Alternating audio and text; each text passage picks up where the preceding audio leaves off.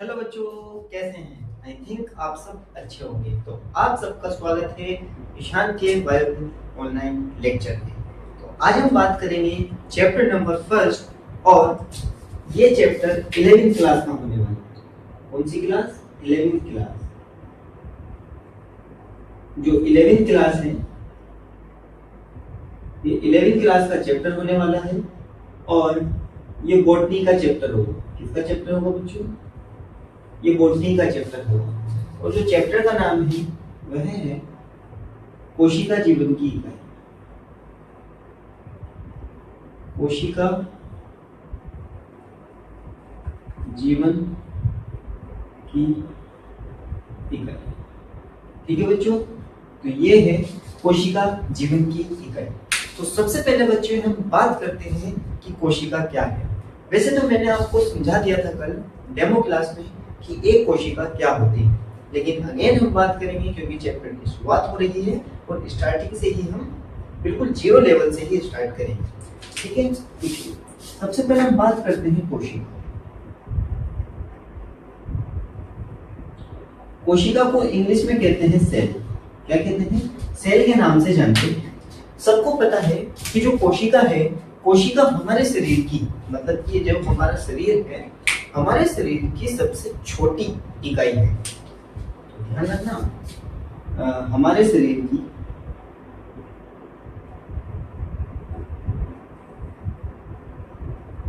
सबसे छोटी इकाई है। तो ये हमारे शरीर की सबसे छोटी इकाई है, और यह हमारे शरीर की संरचनात्मक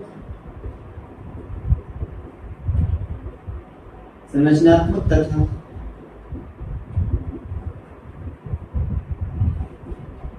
क्रियात्मक इकाई है। संरचनात्मक का मतलब होता है संरचनात्मक। जैसे कि आप सबको पता है कि हमारा पूरा शरीर अलग अलग पार्ट से मिलकर बना हुआ है। समझ के चले कि ये हमारा पूरा शरीर है।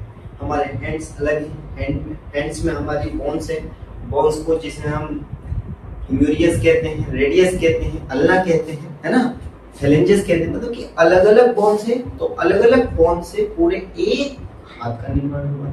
ठीक है, तो इसी प्रकार से अलग अलग भागों से हमारे, या अलग अलग पार्ट से हमारे शरीर का निर्माण हुआ है। ठीक है, और सभी की कोशिकाएं बिल्कुल अलग होती हैं। तो विभिन्न कोशिकाओं से मिलकर हमारे शरीर का निर्माण हुआ है। ठीक है बच्चों, तो यह है हमारे शरीर की संरचनात्मक। और हम हाथ से क्या काम करते हैं भाई? किसी चीज को उठाने का काम करते हैं। तो मतलब बहुत सारे काम करते हैं हम हाथ से। तो ये एक क्रियात्मक है, मतलब कि एक कोशिका से हम जीवन के सभी काम करने के लिए सक्षम होते हैं। ठीक है, आई थिंक आपको इतनी सी चीज समझ में आई। अगर मैं इसके खोजकर्ता की बात करता हूँ, खोजकर्ता, तो इसके दो वैज्ञानिक थे। कौन कौन से थे? देखो, एक तो थे रॉबर्ट हुक और एक थे एंटोन वॉन ल्यूबेनकॉफ। ये दो वैज्ञानिक थे। इन्होंने मृत कोशिका का अध्ययन किया था, और इन्होंने जीवित कोशिका का अध्ययन किया था। ठीक है, इन्होंने मृत कोशिका का अध्ययन किया था और इन्होंने जीवित कोशिका का अध्ययन किया। ठीक है, इतनी बात समझ में आ गई। तो दो खोजकर्ता हैं, एक रॉबर्ट हुक और एक एंटोन वॉन ल्यूबेनकॉफ। ठीक है, इतनी चीजें हमें समझ में आ चुकी। अब हम बात करते हैं कि सर खोजकर्ता रॉबर्ट हुक और एंटोन वॉन ल्यूबेनकॉफ हो चुके हैं। और ध्यान रखना, जो कोशिका की खोज का श्रेय जाता है, खोज का श्रेय, अगर हम बात करें खोज का श्रेय, तो खोज का श्रेय जाता है रॉबर्ट। अब आप सभी बच्चों के मन में एक बात आई होगी या एक डाउट आया होगा कि सर क्या, अब हमें यह बताएं कि सर कोशिका की खोज रॉबर्ट हुक ने भी की थी और कोशिका की खोज एंटोन वॉन ल्यूवेनहॉक ने की थी। जबकि सबसे ज्यादा इंपॉर्टेंस जो है वो एंटोन वॉन ल्यूवेनहॉक को मिलनी चाहिए, क्योंकि इन्होंने जीवित कोशिका का अध्ययन किया था। अगर इन्होंने जीवित कोशिका का अध्ययन किया तो आज हमें पता चला कि कोशिका क्या है, कोशिका में कौन कौन सी चीजें हैं। सही बात है, लेकिन आप सबसे पहले ये समझिए कि अगर रॉबर्ट को कोशिका का नाम ही नहीं देते, मतलब कि हमें पता ही नहीं होता कि कोई कोशिका भी होती है, चाहे इन्होंने मृत कोशिका की खोज की है, लेकिन इन्होंने कोशिका नाम तो दिया, इन्होंने कोशिका नाम तो दिया। अब अलग अलग वैज्ञानिकों के मन में अलग अलग सवाल है कि कोशिका क्या है। अलग अलग वैज्ञानिक थे, अलग अलग वैज्ञानिकों के मन में सवाल आया कि सर कोशिका क्या है। तो जब आज एंटोन वॉन ल्यूवेनहॉक ने जीवाणु के थ्रू, मतलब कि जीवाणु के द्वारा जीवित कोशिका का अध्ययन किया, इसीलिए खोज का श्रेय रॉबर्ट हुक को जाता है। ठीक है, तो मन में कोई भी डाउट ना रखिए, सभी डाउट क्लियरली, ठीक है। तो खोज का श्रेय जाता है रॉबर्ट हुक। ठीक है, चलो अब मैं आपको बता देता हूँ। फिर आती है नंबर तीसरी चीज। सर सबसे बात आती है, ये तो बेसिक क्वेश्चन होता है कि सबसे छोटी कोशिका कौन सी है, सबसे बड़ी कौन सी कोशिका है, ये सब चीजें लिखा देते हैं। देखो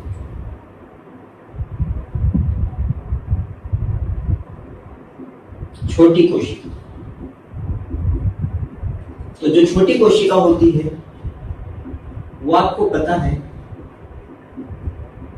माइकोप्लाज्मा है। माइकोप्लाज्मा इंग्लिश में इसे इस तरीके से लिखते हैं। ठीक है, अब माइकोप्लाज्मा है।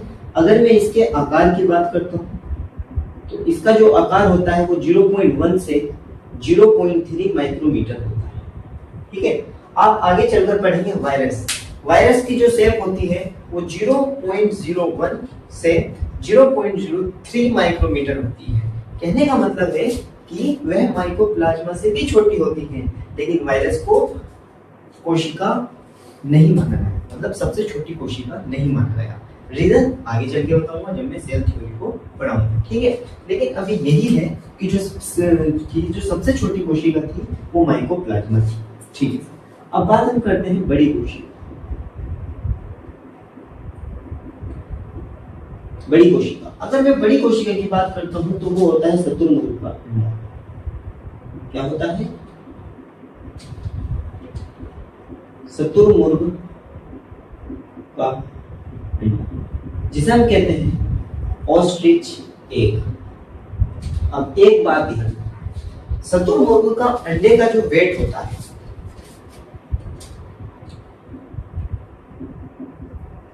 1.2 से 1.5 किलोग्राम होता है।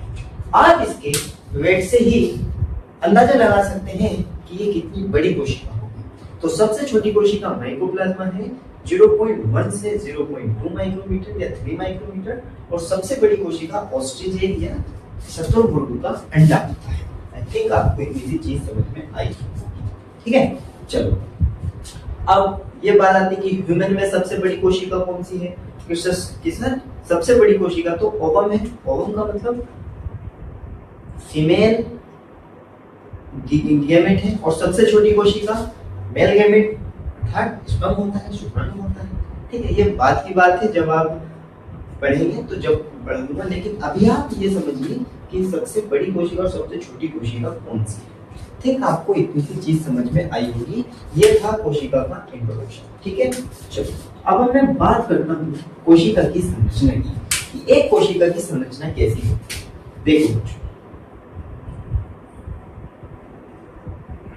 वैसे तो हम ये नहीं बोल सकते कि हम एक कोशिका को, हम ये नहीं बोल सकते कि एक कोशिका को केवल और केवल माइक्रोस्कोप से देखा जा सकता है। गलत बात है ना। हम एक शुतुरमुर्ग के अंडे को, ध्यान रखना, हम एक शुतुरमुर्ग के अंडे को अपने सामने देख सकते हैं जो एक कोशिका है।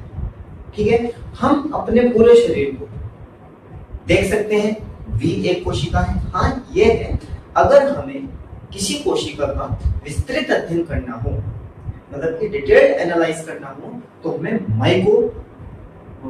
माइक्रोस्कोप की नीड पड़ सकती है। तो देखो, अगर मैं इसकी संरचना की बात करता हूँ तो इसकी जो संरचना की स्टडी की जाती है, तो जो इसकी संरचना का अध्ययन किया जाता है वो माइक्रोस्कोप से किया जाता है।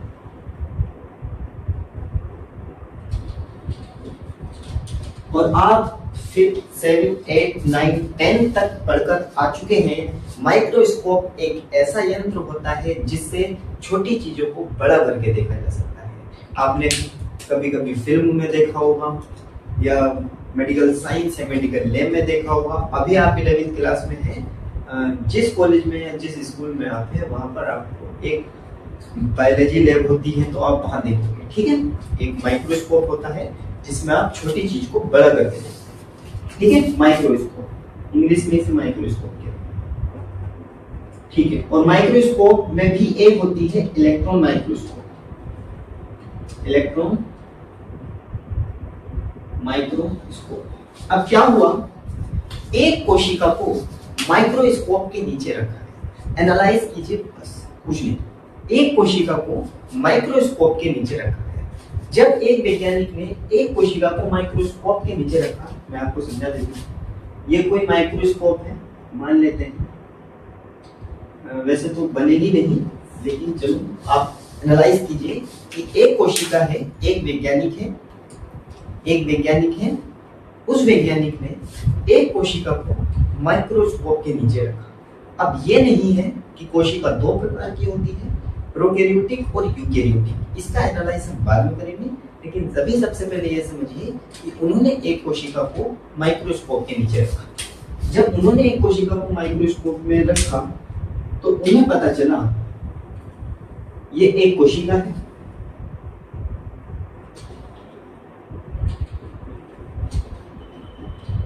जिसे हम इंग्लिश में कहते हैं सेल, ठीक है। और ये होता है केंद्रक। ये क्या होता है, ये होता है केंद्रक, जिसे इंग्लिश में हम कहते हैं न्यूक्लियस। क्या कहते हैं, जिसे हम इंग्लिश में न्यूक्लियस के नाम से जानते हैं। तो देखो, ये एक कोशिका है। जब उस वैज्ञानिक ने देखा तो उसे पता चला कि एक कोशिका ओवम हो सकती है, मतलब कि अंडाकार हो सकती है, ओवल हो सकती है, ठीक है। वो हंसाकार की हो सकती है, जैसे कि आरबीसी होती है, मतलब वो होती है, लेकिन ठीक है, इस तरीके से हो सकती है। बॉल हो सकती है, अवतली हो सकती है, कैसी भी हो सकती है। उसकी संरचना उसके कार्य पर या उसके वर्क पर डिपेंड करती है कि जैसी कोशिका जो काम करती है वैसी उसकी आकृति होगी, ठीक है। तो सबसे पहले हमें बात पता चली कि कोशिका ओवल होती है या बहुत प्रकार की होती है। जब मैं आगे पढ़ूंगा तो आपको बता दूंगा कि कितने प्रकार की होती है, ये नोट्स में आपको पता चल जाएगा, ठीक है। तो अब हमें पता चला कि एक कोशिका है, कोशिका के चारों तरफ एक, ध्यान रखना, कोशिका के चारों तरफ एक बाहरी आवरण, बाहरी का मतलब जो एक्सटर्नल लेयर होती है या एक्सटर्नल कवर्ड होता है, उसको हम कहते हैं, ये बाहरी आवरण है, इसको हम कहते हैं कोशिका झिल्ली। और इसे प्लाज्मा मेम्ब्रेन भी कहते हैं, इसे हम प्लाज्मा मेम्ब्रेन भी कहते हैं, ठीक है। अब ये जो कोशिका झिल्ली है इसे सेल मेम्ब्रेन के नाम से जानते हैं, ठीक है। इतनी बात समझ में आई है कि जब एक वैज्ञानिक ने इसे कोशिका को माइक्रोस्कोप के नीचे रखा तो उन्हें पता चला कि इसके बाहरी आवरण एक कोशिका झिल्ली होती है, जिसे सेल मेम्ब्रेन या प्लाज्मा मेम्ब्रेन के नाम से जानते हैं, प्लाज्मा झिल्ली के नाम से जानते हैं। और एक कोशिका के केंद्र में या एक केंद्र होता है जिसे हम न्यूक्लियस कहते हैं। और ध्यान रखना, इसकी जो खोज की थी, इसकी खोज जो की थी वो रॉबर्ट ब्राउन ने की थी, रॉबर्ट ब्राउन ने, ठीक है, रॉबर्ट ब्राउन ने की थी। आपको पता है कि केंद्रक में ही क्रोमोसोम होते हैं, क्रोमोसोम के अंदर डीएनए होता है और डीएनए को ही हम जेनेटिक मटेरियल कहते हैं, ठीक है। तो आई थिंक आपको आज कोशिका के बारे में समझ में आया है बेसिक चीज। आज हमने कोशिका के बारे में पढ़ा है कि सबसे छोटी बड़ी कैसी है, ये हमारे शरीर की सबसे छोटी कोशिका, ये सबसे छोटी इकाई होती है, और इसकी संरचना किस किस तरीके से हम कर सकते हैं। ये एक कोशिका की संरचना माइक्रोस्कोप के द्वारा हम फाइंड आउट कर सकते हैं, ठीक है। और कौन कौन सी चीजें कोशिका में प्रेजेंट होती है ये भी हमने पता चला। अभी हमने कम चीजें एनालिसिस की है, जब हम यूकेरियोटिक कोशिका, प्रोकैरियोटिक कोशिका के बारे में पढ़ेंगे तो सब चीजें क्लियर हो जाएंगी। लेकिन अभी के लिए आप इतना पढ़ें, नोट्स बनाएं, और अगर डिटेल्ड नोट चाहिए आपको बिल्कुल लिखे हुए तो आप कमेंट बॉक्स में हाई लिखिए, अपना नंबर लिखिए, वहां पर आपके व्हाट्सएप पर PDF free of cost upload हो जाएगी। ठीक है, तो बच्चों अच्छे से ध्यान रखें, पढ़ाई करते रहें, मनोबल के लिए।